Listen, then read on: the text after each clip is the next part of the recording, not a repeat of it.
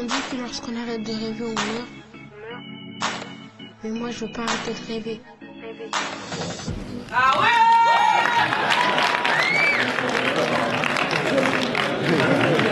Bonsoir. Ils sont là les trésors ce soir. Et la morale aussi, je crois. Ah, ils sont un peu plus silencieux. C'est une fiction, c'est du cinéma. Après, c'est sûr que pour écrire l'histoire, on s'est nourri. Ah aussi. Et notre vécu, et puis on a rajouté un peu plus plein de choses, quoi, des histoires, des anecdotes, pour faire une histoire cohérente. Voilà. Ah, je dis bravo! Pour une fois qu'il a fait grandi, je prends. Vous avez d'autres questions? Les micros, je sais. Là, juste ici. Bonsoir. Moi, je tiens à tous vous féliciter pour le film parce que j'ai aimé déjà. Donc, je vais me poser une question. En fait, j'ai entendu que vous avez mis 5 ans pour faire le film.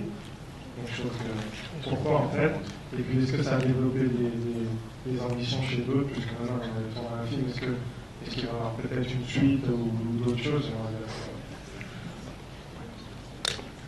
Alors pour la première partie, pourquoi 5 ans? Parce qu'au début on voulait faire une série, donc on a tourné un pilote, on l'a présenté aux chaînes, ça a été un peu compliqué. Elles aimaient bien en fait le pilote, mais elles n'avaient pas de case où le mettre. Donc au bout de 2 ans, il y a un producteur de cinéma qui est venu et qui nous a dit moi je vois bien un film de cinéma, donc on a mis ensuite 3 ans à faire le film. Et pour la partie les autres projets, je pense que c'est bien de demander peut-être aux comédiens.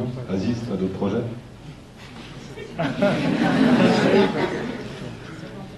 Là, je suis en cours du projet.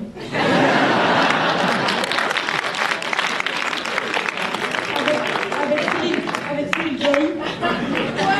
Tu peux te lever, hein? Désolé. Si tu peux te lever, hein.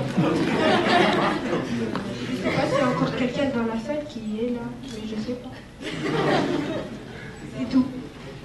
Et pour tes copains, tes copines qui étaient avec toi, donc vous avez d'autres envies de faire des films? Vous avez d'autres projets peut-être déjà? Moi j'ai envie, mais je sais pas.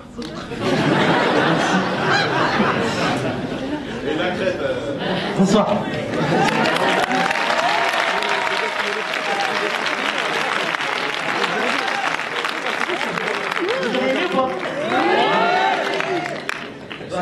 Moi, ouais, j'ai deux, trois petits trucs. Après c'est en cours. Hein. Tu veux nous raconter un peu comment ça se passait sur le plateau, sur le tournage? Sur le tournage? Ouais. Ah, c'était très...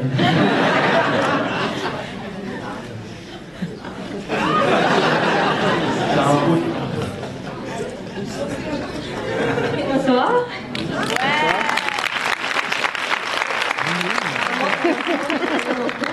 Voilà.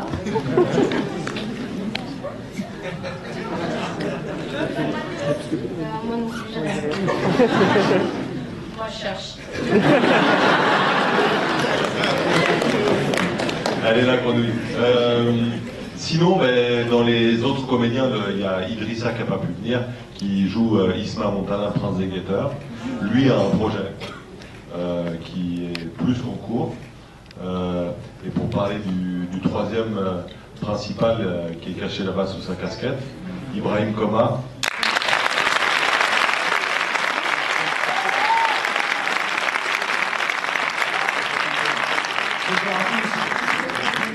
Merci d'être venus si nombreux. Et pour parler un peu de vos actualités, d'un tournage qui s'est déroulé en Afrique. Et puis c'est le prochain film à Cuba, d'abord, et en Afrique du Sud, avec ma maman.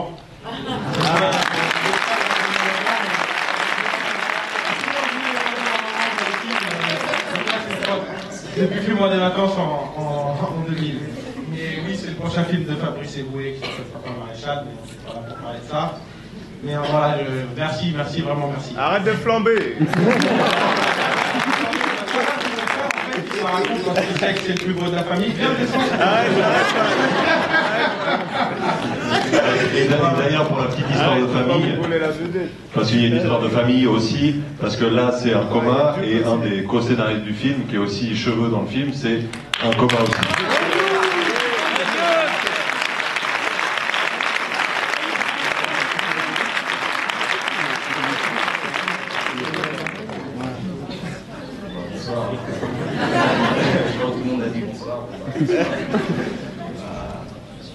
Si vous avez apprécié, c'est ce qu'il fallait. Enfin, tout ce qu'on a dit était dans le film. Et j'espère que vous avez aussi.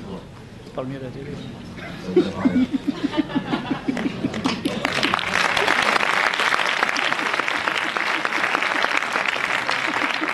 Est-ce que vous avez des questions? Oui. Je vous tends le micro. Est-ce que la distribution est à la hauteur de vos espérances? Dans combien de salles vous allez être dès demain? Après-demain. Content? Je sais pas où est la personne. On n'avait pas d'espérance en termes de salles. Mais oui, on est dans beaucoup de salles et on est dans les plus grosses salles d'Île-de-France et de France.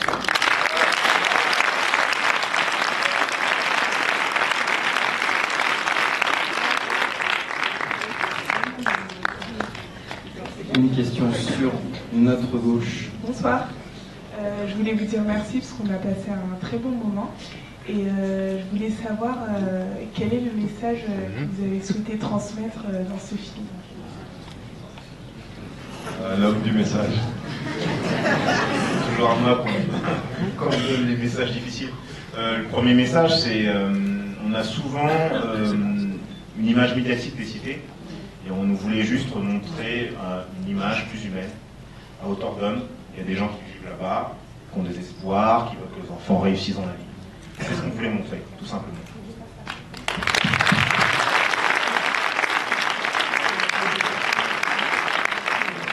Tout ça. Je suis ici. En fait, j'ai une question pour toi, Mitraillette. C'est ça? Tu t'appelles Mitraillette dans le film? Et Aziz. Aziz. Est-ce que pendant le tournage, t'es vraiment tombé amoureux de Océane? Non.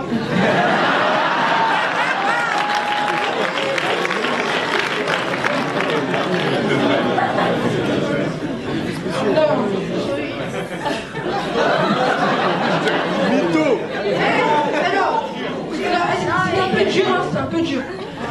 Steve, elle était te chercher l'autre soir. T'as une amoureuse? Il a paniqué. Amoureux? Non. Non, personne. C'est son travail de comédien, c'est le tranquille. Il y a une question juste en bas, là, sur la gauche. Bonsoir.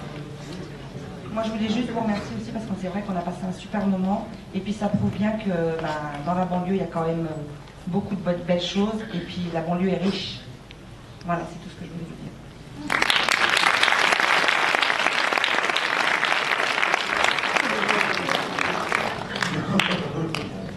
Est-ce que vous avez d'autres questions à poser au tout le groupe là-bas? J'arrive.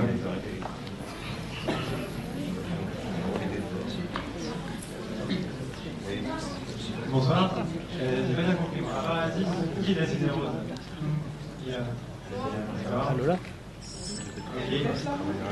Sinon, je voulais savoir, au niveau des.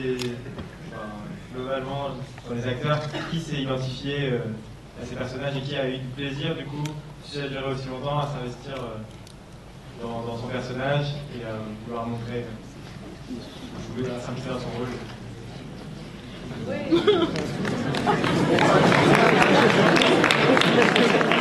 Ah, c'est une question facile, alors vas-y.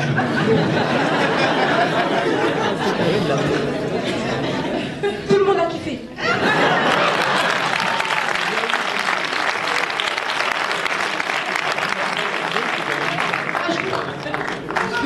Bonsoir.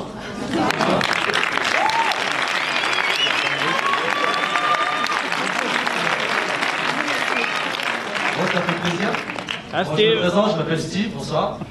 Pour répondre à la question, oui, en fait, ça change de mœurs sur la ville, en fait. Et de Neuilly sa mère. Ça change beaucoup. Voilà, j'ai pris plaisir à... Alors, vous avez vu, je suis un peu baraque dans le film, mais c'est du faux. C'est des muscles KFC. Donc pour le moment, le réalisateur Julien m'appelait tous les 3-4 jours. Il me disait alors mec, alors t'as poussé? Je dis oui, en fait je mangeais des hot wings en fait. Je rentrais chez moi, je faisais de la muscu tout seul. Et du coup voilà, ouais, j'ai bien aimé interpréter ce rôle. Parce que j'ai pu passer des punchlines genre c'est pas parce que je suis asiatique que forcément je suis chinois, ça fait plaisir.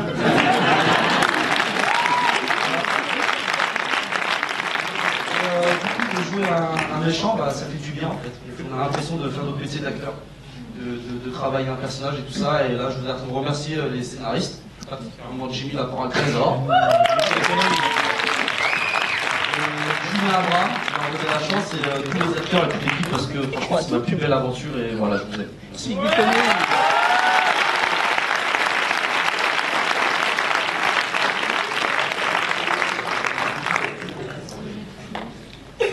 Alors j'ai une autre question ici.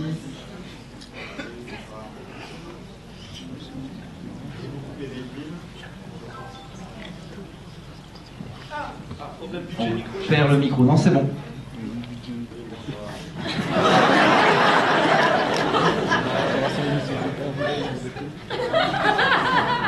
Je sais pas. Si, c'est bon. Oui, bonsoir. J'ai beaucoup aimé le film. Je vais pas être objectif parce que mon neveu c'est Jimmy Laporte Trésor. Mais j'aimerais savoir, vous avez bénéficié d'un budget de combien pour monter ce film?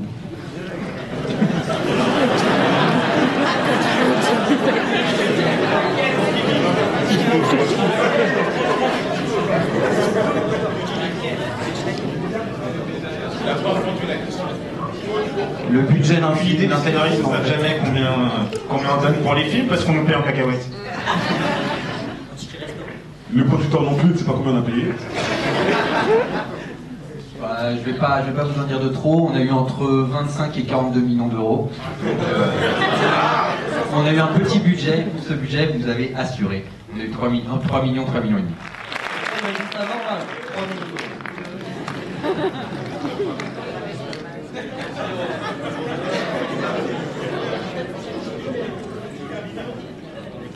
Alors il y a une question sur votre gauche, ça sera la dernière.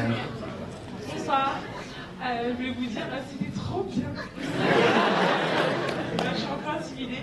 Je voulais juste vous dire bonsoir à Gogo et à Mamadou.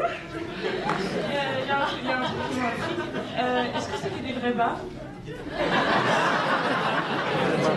Alors là, c'est la vie de Chimon là-bas. Bonsoir tout le monde.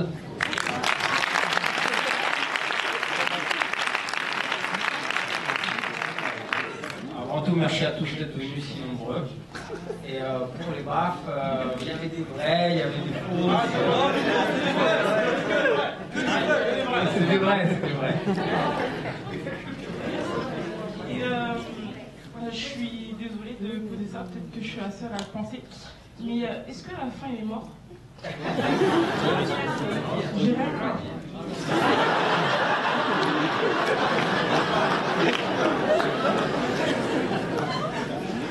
Merci. Ça restera secret, faut vous faire votre opinion. Julien, Abraham, une dernière question. Quand on voit tout ce groupe-là, est-ce que ça donne pas envie de faire un autre film, peut-être dans un autre contexte ou... Un numéro 2 ou... Non, peut-être pas un numéro 2, peut-être qu'il y a une envie de raconter autre chose. Une série, peut-être une série, ouais, ça donne envie de faire une série, ouais. D'accord. En tout cas, merci beaucoup Julien Abraham, merci beaucoup à toute votre équipe.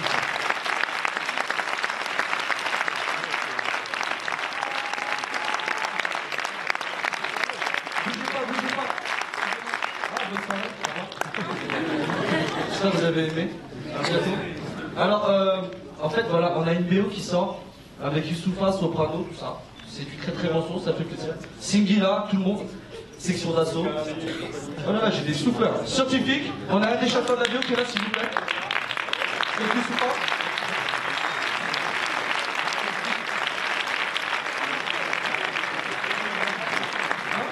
Attends, un autre truc important. En fait, vous avez tous Facebook et Twitter? Oui. D'accord, en fait, ce soir, s'il vous plaît, allez sur la page Facebook de La Cité Rose et laissez-nous un commentaire, des mots d'amour, ce que vous voulez. Mais en fait, on a besoin de vous parce que le film sort mercredi et tout se décide ce jour-là, en fait. Il faut que le film y vive et merci beaucoup à vous.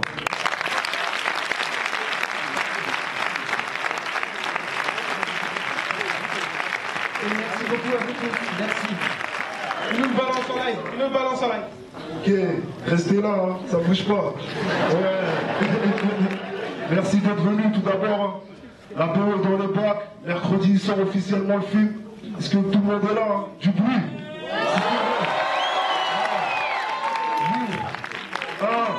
Je t'ai vu crâne rasé, peur de Nike. De l'autre côté de la rive, j'ai vu des mecs qui pleurent la night. On met plein les yeux, toucher les cieux, c'est ça mon vœu. Rien à foutre de votre morale, bande de vieux. Oh. Dans ma vie, putain. Vous, ça fait plaisir. Merci à tous. Hein.